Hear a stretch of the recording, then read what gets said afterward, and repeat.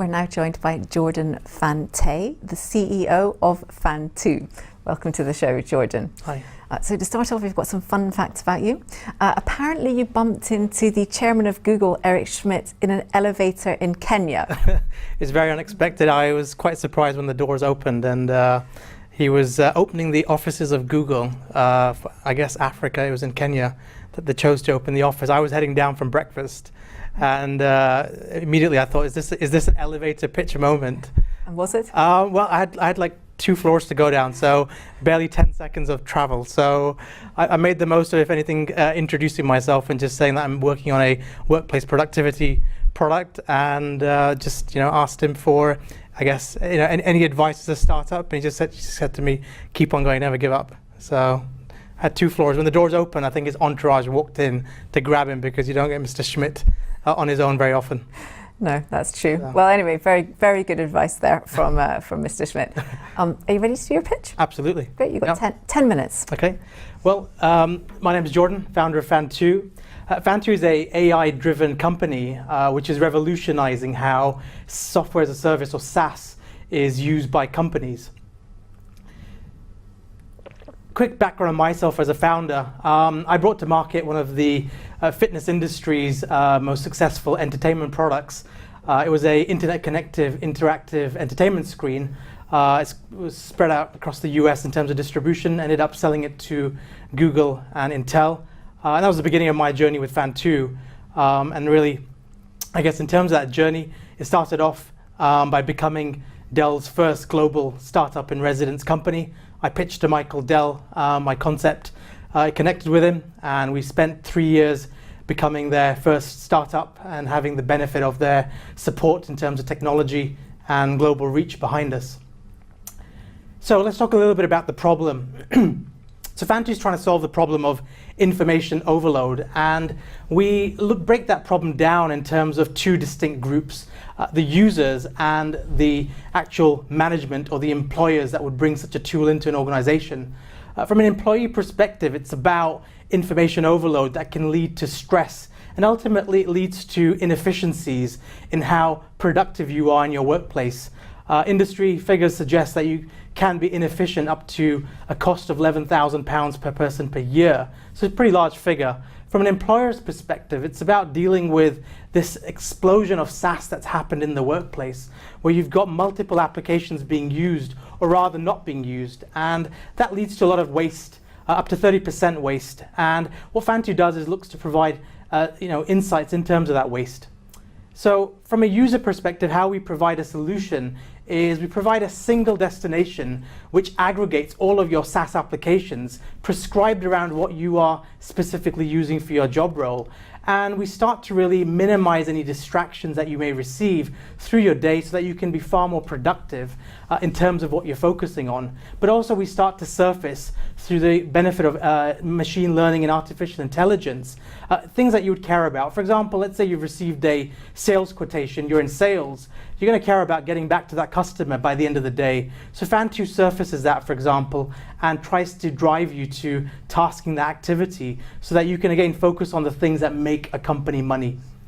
From a management perspective, it's about surfacing information about what's being used, what's not being used in the business, so that the management can decide perhaps where they can save some money. But also it's about discovery and suggesting to management new tools that could be beneficial for their workforce. We're trying to be, I guess, the iOS store or the Google Play Store for business SaaS applications, where we can surface to a business what's the best available tools out there for the organization. So quick summary on the company. We became Dell's first global startup in residence company. We are 15 strong. We brought aboard a number of family offices and investors into the business. We have forged a close working relationship with Microsoft. We're being tracked as one of the UK's fastest emerging AI companies, and we started to churn revenues earlier this year, which I'll come to talk about later. Gartner, a global analyst, selected Fantoo to become a cool vendor in the digital workplace, and that category is set to define how companies will work in the future. Other companies that became cool vendors included people such as Uber and Slack, companies that have gone on to own their space. So if we know what's important to a user and we know what the user's doing, then we can further simplify their lives by selling further solutions to them. For example, one area that we're focusing on is business travel. If we know where you're going to be thanks to your itinerary or the things that you're working on day to day, we can quite easily connect you to flights, trains and hotels to make your life easier as you focus on the things that make a difference in your job. So one massive opportunity ahead of us is rolling out our product with Microsoft and Google. A lot of their resellers are looking to add value to their core offering, and that's what Fantoo does. It helps with the consumption of these third-party applications, and that's really something that's resonating with a lot of distributors around the world with Microsoft. And in particular, here in the UK, we're working with the second largest distributor of Microsoft. So ultimately, we are a SaaS company that's making revenues on a per user, per month, or per annual basis, but also we're making revenues on selling software to businesses where we are recommending software. And in the future, we looking at making revenues from facilitating hotel bookings, flights and train bookings around somebody's business activity.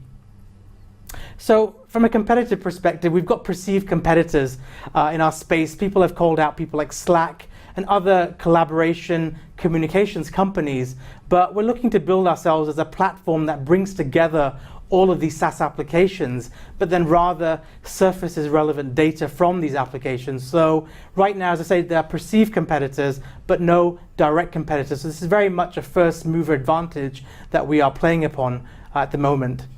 I've just come back from China, spent 2 weeks doing a roadshow across China, and we've had a massive welcome there from a lot of large organizations, people such as SF Group. It's the largest logistics company in China looking to partner with a company such as Fantoo to again build out their digital story.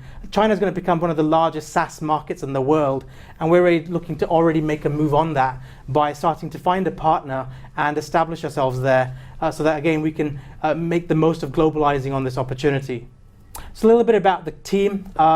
So I myself have been part of 4 startups. I've got 2 US patents granted in my name. I've tried to bring aboard people that are established in this field, people such as our chairman. Andre is a Silicon Valley veteran, Chief Marketing Officer at Oracle, reporting to Larry Ellison. He went on to then become Chief Operations Officer of the world's largest software company, which is SaaS, a $4 billion company. He also co-founded Fantoo, which is a company that he sold to Hitachi for $500 million. Andre is guiding us at the moment, and mainly because of his contacts at Microsoft. In particular, he knows the chairman of the board there, and he's really helping Fantoo get far more integrated into Microsoft, because we do see Microsoft as an enabler, but also as a potential acquirer. So it's very important for us to have people such as that involved. And then we've got people such as Adam, the person at the bottom left of the screen from GSK. Fantoo is right now in a transition from selling to SMEs to large enterprise companies, and Adam is the global head of IT at GSK, and the aim is really to prepare Fantoo to sell to large enterprise customers. One at the moment that we're speaking to is JP Morgan, for example. Thank you, Jordan. Yep. That was a great pitch. Eddie, have you got any questions? So Jordan, I totally sympathise with this particular. It's one of my soapboxes, which is that all these apps don't integrate. So I'll give you a simple example. In Slack, they all want to do everything. So Slack wants to store your files, do the chat, give your calendar. So if you give your team all of these different ones, you end up with a mess. Correct. So for example, where are the files?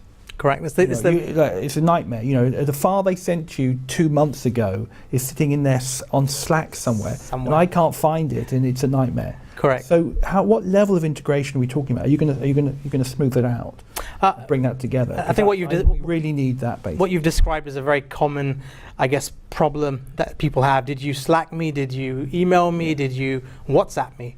And I guess that's what leads to that sense of frustration, that sense of not knowing where the information is. And I guess from our perspective, by bringing everything into a single interface and allowing the AI to try and find and prioritize messages, particularly if we can tell it's from somebody that you care about. Let's say it's your boss. It's somebody that you traditionally get back to very often, very quickly.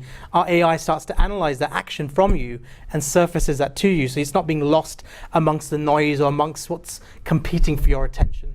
And again, every company is trying to be the single solution that everybody uses. Microsoft's doing it, Google's doing it. No one's going to win at this because there's no one solution that's good for everything.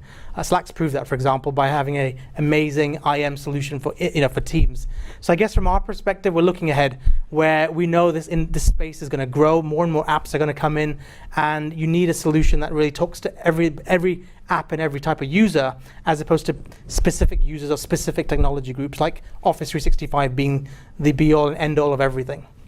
And what kind of insights? I mean, can you give me some examples of really strong insights your AI might give you that I wouldn't get from Slack normally? I mean, Slack doesn't do that. I mean, those Office 365 doesn't give you AI insights. No, they just they're kind of functional, operational things. Correct. But they don't glue together very well. So if you've got half a dozen of those, correct. Like I say, soapbox. But I guess if you're talking about a project, let's say it's a trade show coming up, and we can see the trade show theme is running through your emails, it's running through Slack, then that is a relationship that we will start to build in terms of that content that's running around these different platforms, and we will use that to basically surface that information, particularly if we can see in your task list, you've got a trade show that you're planning for, and somebody's sending you messages about trade shows in Barcelona, for example, MWC, then we will start to surface that for you. So again, the aim being, if we can see it's in your task list, there's a common theme that's building in the information that's circulating in your world, we start to basically surface that for you.